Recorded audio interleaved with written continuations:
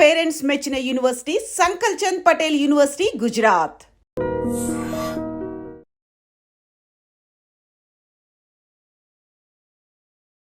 కాదు ఇన్స్టాలో అందరిని అన్ఫాలో ఎందుకు కొట్టావు? ఎప్పుడన్నా ఇన్స్టాలో మొత్తం అందరిని మీ ఫ్రెండ్స్ వాళ్ళు వీళ్ళు అని కాకుండా అందరిని అన్ఫాలో ఎందుకు కొట్టేసావు? ఎప్పుడన్నా రీసెంట్గానా ఏ పిచ్చిలు వేసింది ఒక్కొక్కసారి అంటే ఒక్కరిని ఇంట్లో కూర్చున్నా అంటే ఏంది నాకు ఎవరు మెసేజ్ చేయట్లేదు ఏంటి ఫేమ్ అయిపోయింది వదిలేసారు ఏంటి అందరని తెక్కులేసి మొత్తం అందరిని అన్ఫాలో కొట్టేసిన. మొన్న ఆ టాపిక్ కూడా నాకు ఎలా వచ్చిందంటే ఎవరు ఫోన్ చేసి రాజు ఏంటి అందరిని అన్ఫాలో కొట్టాడు అని అన్నారు.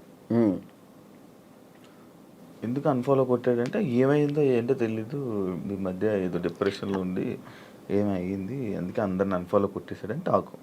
అది అసలు డిప్రెషన్లోకి వెళ్ళాను అది మాత్రం నిజం.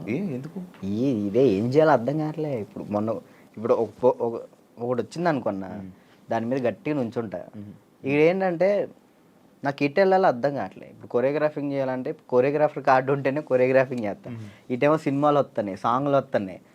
ఇది అంటే ఛాన్స్ వచ్చింది నేను ఎట్లా వదులుకోవాలో అర్థం కావట్లేదు, వదులుకోలేకపోతున్నా.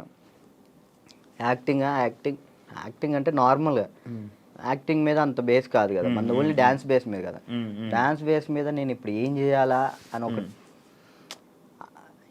24 గంటలు డ్యాన్స్ క్లాస్లో ఉండేవాడిని. ఒకేసారి ఇంట్లో కూర్చుంటే నాకు డిప్రెషన్లో వెళ్ళిపోయిన. డ్యాన్స్ చేయట్లేదు ఏంటని నేను డాన్స్ చేయట్లేదు ఏంటి, నేను డాన్స్ చేయాలని వస్తే బాగుండు అని ఒక డిప్రెషన్లోకి వెళ్ళిపోయినా నేను. ఇంకా అది కాక ఇది కాక ఇంకా అలా డిప్రెషన్లోకి వెళ్ళిపోయి అన్ఫాలోలు అంతే. అందరి మనుషులను వదిలేయడాలు ఏంది వీళ్ళు ఒక్కళ్ళు కూడా నాకు మెసేజ్ చేయట్లేదు ఏంటి, నేనే అందరు అనుభవాలు కొట్టా. నన్ను కూడా నేను ఎందుకు కొడతాను చూడు ఇప్పుడు కొట్టున్నా. కాదు అప్పట్లో ప్రాంక్స్ అవన్నీ వచ్చాయి, లవ్ ప్రాంక్లు అవన్నీ నువ్వు కావాలని చేసినవా? లేదన్న ప్రాంక్ నాకు దొరికేస్తారు వాళ్ళు చిన్నపిల్లలు, వాళ్ళు ఇక్కడ దాకా ప్రొడ్యూసింగ్. దానివల్ల ఏమైనా నువ్వు కొంచెం తగ్గిందని వాల్యూ అన్నీ తగ్గడం అలాంటివి ఏమైనా జరిగాయి? నాకు తెలియని కూడా తెలియదు అసలు. ప్రీ ప్లాన్ ప్రాంక్స్ కదా అవి వాళ్ళు ప్రీ ప్లాన్ చేసుకున్నారు వాళ్ళు మొత్తం. కానీ ఎందుకు చేసావు అవి? నాకు తెలియదు అసలు వాళ్ళు చేశారని. ఎప్పుడు తెలిసింది? వాళ్ళు ఆల్రెడీ స్టార్ట్ చేసింది సగంలో తెలిసింది. వీళ్ళు జరుగు అటు జరుగు అంటే అర్థం కదా మన కెమెరా ముందలు పెట్టాడని అన్నప్పుడు సర్లే పెట్టారు కదా ఇప్పుడు దొరికేస్తే బాగోదని కావాలని యాక్ట్ చేసి నేను కూడా కవర్ చేసి మనసులో అన్ని పెట్టేసి అది తప్పదు కదా. ఓకే, పెళ్ళి ఎప్పుడు? ఎందుకులే, నీకైందన్న? లేదు కాదు మామూలు పెళ్ళి అంటే నాకు ఒక ఇన్ఫర్మేషన్ వచ్చింది అందుకే.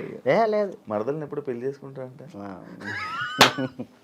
లేదన్న ఇప్పుడే లేదు, మనకి ఇంకా టైం ఉంది. ముందు నాకేంటంటే మెయిన్ గోల్ సెట్ అవ్వాలి. మన సెట్ కాకుండా ఒక అమ్మాయి మన ఇంటికి తీసుకొచ్చి మనకున్న ప్రాబ్లమ్స్ కూడా ఆమె పెట్టేదానికంటే మనం సెట్ అయ్యి అమ్మాయిని తెచ్చుకోవడం కరెక్ట్ కదా అని. మరదల పెళ్ళి రైట్ అని నిజమేనా? లేదన్న అలాంటిది ఏం లేదు. మా మమ్మీ వాళ్ళు ఇప్పుడు ఫ్యామిలీ వాళ్ళు ఇప్పుడు ఎలాగని మమ్మీ వాళ్ళు అనుకుంటారు కదా, ఏమికి ఇచ్చి చేద్దాం ఆమెకి ఇచ్చి చేద్దాం అని. అట్లా మా మరదలకి ఇచ్చి చేద్దాం అని మా మమ్మీ అనుకుంటుంది, అందరికీ చెప్పుకుంటుంది. అది లవ్ మ్యారేజ్ కాదన్న, అరేంజ్ చేసుకుంటా. ఎందుకు? లవ్ కమ్ అరేంజ్ చేసుకుంటా. బానే ఎవరున్నారు? లేదు ఇంకా చూసుకుంటున్నారు. నేను మెసేజ్ చేయమందామా? వద్దులేదు, ముందు సెట్ అవ్వాలి ఆ తర్వాత సెట్. నీకు ఏదో ప్రాబ్లం ఉంది, అప్పుడప్పుడు పెయిన్ వస్తూ ప్రాబ్లం అవుతుంది, ఏంటది? నీకేమని చెప్తారన్న? అది ఎట్లా వచ్చిందని నాకు కూడా తెలియదు అన్న, చిన్నప్పటి నుంచి లేదు అది. లాక్డౌన్లో మనకి సడన్గా పెయిన్ వచ్చింది, కిమ్స్ హాస్పిటల్ తీసుకెళ్ళారు. 3 రోజులు ఉంచారు. 3 రోజులు ఎందుకు ఉంచారో తెలియలే.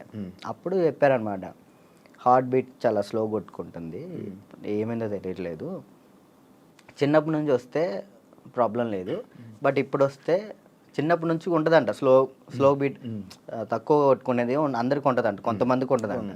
అది చిన్నప్పటి నుంచి ఉంటే ప్రాబ్లం లేదు, ఇప్పుడు వస్తే ప్రాబ్లం ఉంటుంది అని చెప్పేసి అన్న. కొన్ని ట్యాబ్లెట్లు ఇచ్చారు, అవి వాడాం, అప్పుడు రాలే. 1 year తర్వాత ఇప్పుడు ప్రెషర్ తీసుకుంటే అప్పుడు పెయిన్ వస్తుంది.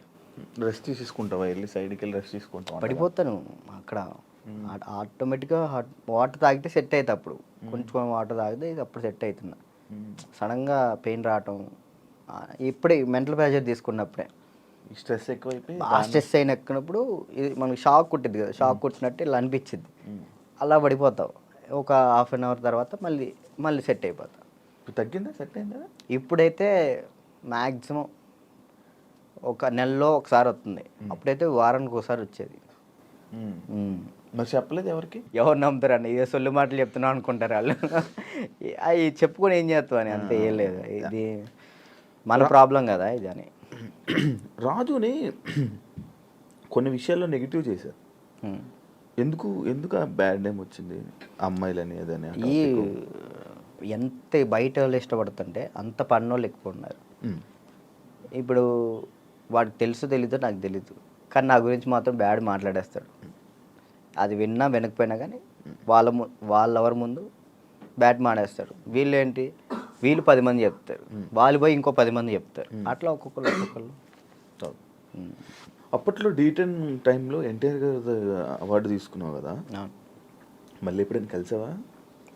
మళ్ళీ అంటే ఆయనే గుర్తుపట్టి ఎయిర్పోర్ట్లో ఎన్టీఆర్ సార్ గుర్తుపట్టారు. నేను అసలు పిచ్చోనైనా ఆయన నన్ను గుర్తుపట్ట ఏంటంటే, ఏదో న్యూ ఇయర్ పార్టీకో ఎటో వెళ్తున్నారు, చాలా మంది వెళ్తున్నారు, రానా గారు, రాజమౌళి గారు, అనుష్క గారు, చాలా మంది వెళ్తున్నారు. అయితే నేను ఇట్లా మిర్రర్ దగ్గర స్పెట్స్, అప్పుడే ఎయిర్పోర్ట్ మనకి ఈవెంట్ ఉంటే నేను ఎయిర్పోర్ట్లో ఉన్నా, స్పెట్స్ చూసుకుంటూ ఉన్నా, గుర్తుపట్టారు, ఆయన రమ్మని అన్నారు. ఆ బాడీ గార్డ్స్ ఉంటారు కదా, వాళ్ళు వచ్చి రారా అన్నారు. అంటే ఎవరన్నా ఏందన్నా, ఆయన ఎంత ఎత్తున్నాడు, ఏదన్నా అంటే ఇట్లా అంటే పక్కకి తీసుకెళ్తే అక్కడ చూడంగానే ఎన్టీఆర్ సార్ ఉన్నారు. నేను అసలు చేదు వణికిపోయినాయి ఇక్కడ.